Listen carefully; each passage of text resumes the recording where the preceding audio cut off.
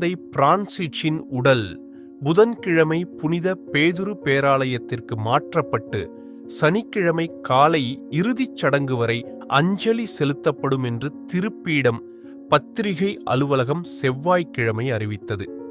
திருத்தந்தை பிரான்சிஸின் இறுதிச் சடங்கு திருப்பலி ஏப்ரல் 26, 2025 சனிக்கிழமை ரோம், உள்ளூர் நேரம் காலை 10 மணிக்கு, இந்திய நேரம் மதியம் 1 மணிக்கு புனித பீட்டர் சதுக்கத்தில் நடைபெறும்.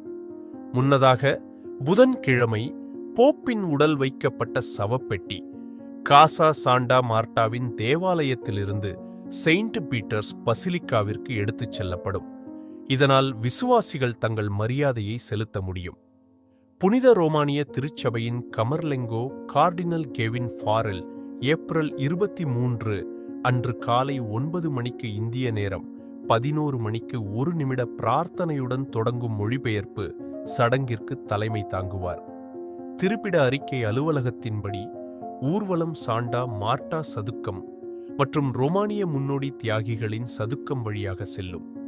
பின்னர் ஊர்வலம் மணிவளைவு வழியாக செயின்ட் பீட்டர்ஸ் சதுக்கத்திற்குள் சென்று மைய கதவு வழியாக வத்திக்கான் பசிலிக்காவிற்குள் நுழையும்.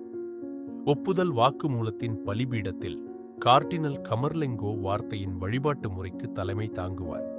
அதன் முடிவில் போப்பாண்டவரின் உடலுக்கு வருகை தொடங்கும். மறைந்த திருத்தந்தை பிரான்சிஸ் அவர்களின் உடலிடம் மாற்றும். பவனி ஆனதினாலே காலை 11 மணிக்கு அவர் காட் தமிழ் யூடியூப் தொலைக்காட்சியில் வத்திக்கானிலிருந்து நேரலையாக தமிழில் ஒளிபரப்புகின்றோம்.